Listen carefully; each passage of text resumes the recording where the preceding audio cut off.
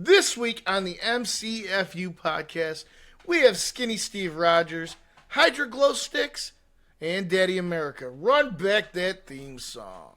Heroes in the sky, making villains cry. They're saving the day with a wink to the eye. With powers combined, they'll never say die. In this Marvel world, we can all fly high.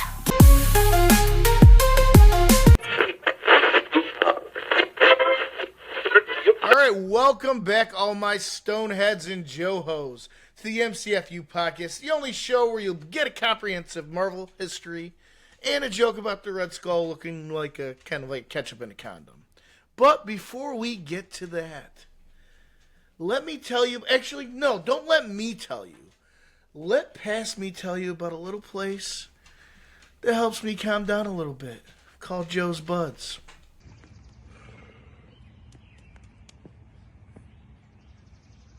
Dead, man.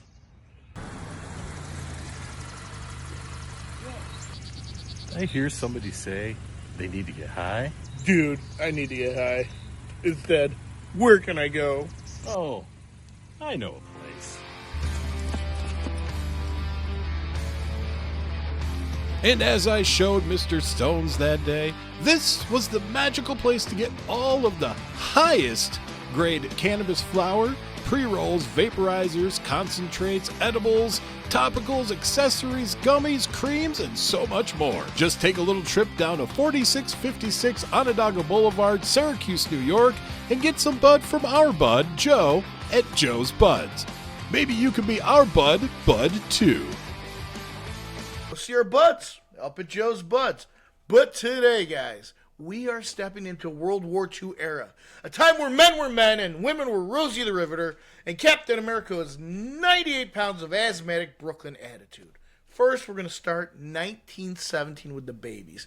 James Buchanan Barnes was born. That's our Bucky, our winter soldier, our one-armed, metal-armed sex symbol who's the bad boy Captain America. Year later in 1918, Steve Rogers arrives. Now, Steve Rogers is like the original underdog story.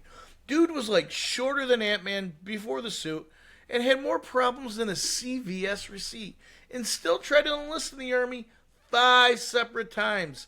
That's not just patriotism. That's just a king for rejection. So, after those 5 times in 1943, Dr. Erskine's Project Rebirth chooses Steve to be the guinea pig for the super soldier serum. Now, if you ever wondered what if Viagra would look like if it was government funded, the answer is Steve Rogers stepping out of that machine, glistening like a Marvel calendar model. Like he's just boom.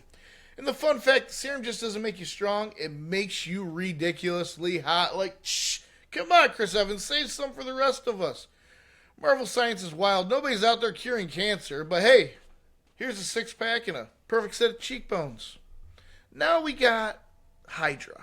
HYDRA was activated around this time, and HYDRA is like a subsect of the Nazis who kind of messed with the occult and weird science and everything else. And like, let's be honest, HYDRA's like on this glow stick rave energy. Johann Smith, a.k.a. the Red Skull, injects himself with an early knockoff, and boom! His face melts like a Yankee candle in a hot car. HYDRA's goal?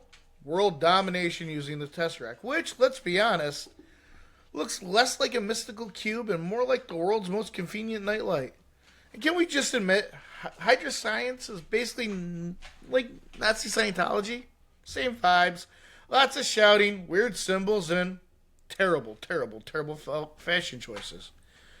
Then around this time, when Steve met the Howling Commandos and the love of his life, Peggy Carter. We can't skip over these guys. We had Steve, Bucky, Dum Dum, all those guys. They basically became the first boys trip movie, except with Nazis and way fewer hangovers, which is kind of surprising considering when he asked them to be his Howling Commandos, they drank the bar. And Peggy Carter, absolute queen. She sees scrawny Steve becoming Jack Steve and immediately checks out his new asset. That's America's ass there, Peggy. So if you want to go get your green card and come from over the pond to America, that's the ass you want, come and get it. Honestly, Peggy deserves her own saga instead of the 2 seasons of the Agent Carter, which, if you haven't seen it, go back, watch it. Awesome. And then she got a funeral cameo in The Winter Soldier. We need justice for Peggy. Bring her back. So then, fast forward through explosions, shield throwing, and Bucky allegedly dying by falling off a train. That's right. Steve's best friend takes a tumble, and everyone's like, well, guess he's dead. They didn't even go check for a body. No funeral, no nothing. I get it was World War II and millions of people died, but Steve, that's your best friend. It's just like, R.I.P. He fell off the train. Alright, here's a spoiler alert, guys. Bucky comes back as the Winter Soldier. Because Marvel never wastes a good jawline, you know. Sebastian Stan, he's super hot too.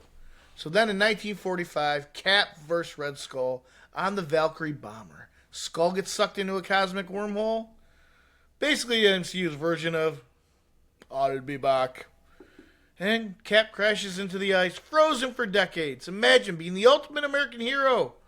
Only wake up 70 years later to find out now your favorite diner is now Starbucks and your baseball team isn't won in decades. It's kind of rough.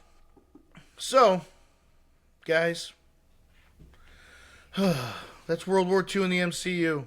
We got glowing cubes, Nazi rays, and Captain America proving that steroids are patriotic if you do them for freedom. Next episode, we're going to enter the atomic and Cold War era. Howard Stark's horny genius phase, S.H.I.E.L.D. gets started, and Hank Pym makes ants sexy. Thanks for listening to the MCFU Podcast, guys. And all my stoneheads and Johos, remember, subscribe, share. And if you're ever being offered a glowing blue cube by a Nazi, just say no. Stones out.